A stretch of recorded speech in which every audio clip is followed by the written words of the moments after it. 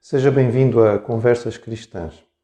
Nós procuramos neste pequeno espaço comentar aquilo que são as notícias e as manchetes dos jornais e olhar para elas do ponto de vista cristão, procurando também tirar algum ensinamento para nós daquilo que está a acontecer, entender a interpretação que seria a mais correta do ponto de vista bíblico.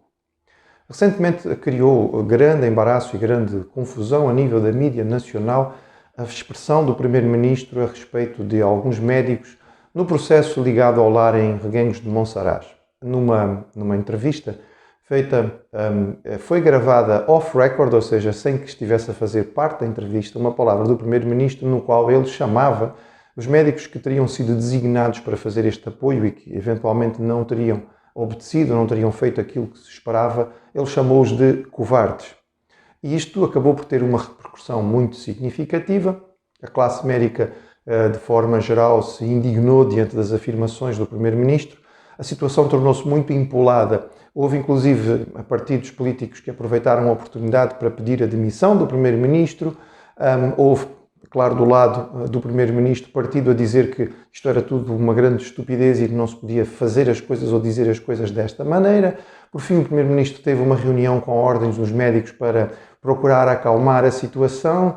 A reunião terá corrido bem, a conferência de imprensa nem tanto, porque houve uma mudança de postura, pelo menos assim disseram os responsáveis pela ordem dos médicos, uma mudança de postura do Primeiro-Ministro na hora de dar a sua cara, digamos assim, e não houve um reconhecer verdadeiro de que tivesse havido algum tipo de falha ou um pedido de perdão, digamos, por aquilo que tinha sido dito e que ficou gravado e registado. Há, na verdade, nesta história, uma quantidade de camadas diferentes de verdades e realidades que são importantes para nós percebermos e para nós, como cristãos, termos uma resposta.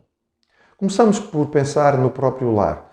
O lar de Reguengos de Monsaraz, onde houve, digamos, o aumento deste número de pessoas com Covid e que acabou por resultar em 18 falecimentos. Pelos vistos, havia condições de saúde muito ruins, aquelas pessoas estavam a ser muito maltratadas, digamos assim, ou muito mal acompanhadas, naquilo que era a responsabilidade de uma instituição particular e que devia contratar médicos particulares para fazerem o trabalho, porque é assim que acontece. Os médicos do Sistema Nacional de Saúde não têm esta responsabilidade, ela não está fixada desta maneira. É claro que, havendo uma situação trágica como esta, em todas as outras que nós temos visto acontecer, como por exemplo o incêndio em Pedrógão, há sempre a busca de uma responsabilidade, alguém para que nós possamos culpar. E nós usamos muitas vezes a expressão bode expiatório. Você se calhar já ouviu essa expressão. Sabia que ela é bíblica? O bode expiatório aparece lá em Levítico 16. Era um processo de expiação do pecado do povo. Havia um bode que era separado, ele era o bode expiatório, era o bode que ia levar a culpa.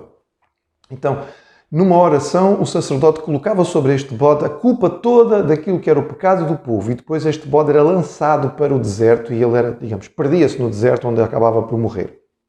Então, o bode expiatório é exatamente este, é alguém que possa assumir a responsabilidade. E há sempre uma busca de alguém que assuma a responsabilidade, porque as pessoas não assumem. O cristão verdadeiro, ele sabe que precisa assumir as suas responsabilidades. Ele tem consciência daquilo que está diante dele, ele tem consciência daquilo que são as suas falhas e quando falha ele tem consciência de que é preciso confissão e arrependimento, é preciso reparação, porque ele confia no poder de Deus para a restauração e o perdão. É assim que nós entendemos a mensagem da salvação, é assim que nós a obtivemos através de Jesus Cristo, é assim que nós agimos diante das várias situações. Depois nós temos o vídeo propriamente dito e o jornalista que o filmou. Bem, aquilo que aconteceu foi um erro deontológico e de ética gravíssimo. Simplesmente não se podia fazer aquilo que se fez. E o indivíduo que o fez tem plena consciência do que fez. Ele sabe perfeitamente que ele não pode colocar na internet este trecho de algo que foi gravado sem que o Primeiro-Ministro saiba, sem que ele tenha dado consentimento, sem que haja acordo de publicação. Talvez ele possa dizer que eu gostava que se fosse exposta toda a verdade e que as pessoas soubessem o que estava por trás, mas na verdade ele não podia fazer o que fez. Houve aqui quebra de confiança, porque afinal houve uma autoridade que assumiu diante de um meio de comunicação, dar uma entrevista, que se dispôs o seu tempo para fazer isto e depois teve as suas palavras utilizadas de forma a ser contrária. Isto é o jornalismo no seu ponto mais baixo. Só que, infelizmente, isto passou a ser uma marca daquilo que é jornalismo. Parece que o jornalismo hoje é necessariamente uma coisa ruim. Jornalistas são normalmente vistos como pessoas em quem não se pode confiar. O jornalista é basicamente alguém que devia procurar conhecer a história, conhecer a verdade e transmiti-la de maneira que o público pudesse obtê-la. Transmiti-la da forma mais correta possível, mais contextualizada possível, para que as pessoas pudessem tomar as suas decisões de acordo com o facto verdadeiramente. Mas hoje em dia o que nós vemos é que o jornalismo está essencialmente preocupado com audiências, com sucesso em termos de vendas de jornais, com posição no ranking das televisões, e o que nós vemos é sistematicamente os jornalistas a fazerem uso e abuso daquilo que são as informações, procurando e transmitindo ao povo aquilo que na verdade não é o mais importante, mas dando as informações da forma mais baixa, vulgar e desprezível. Isto é muito triste. A Bíblia fala repetidamente da língua falsa, mentirosa, lisonjeira, naquela em que não se pode confiar. Aquela língua que na frente tem uma conversa boa, mas que depois por trás acaba por magoar, acaba por destruir, acaba por fazer mal. O fim daqueles que usam a comunicação desta maneira é bastante mau. Porque a comunicação é um privilégio que nós recebemos. Dentro de toda a criação, nós somos seres com a capacidade da palavra. Devíamos saber utilizá-la melhor.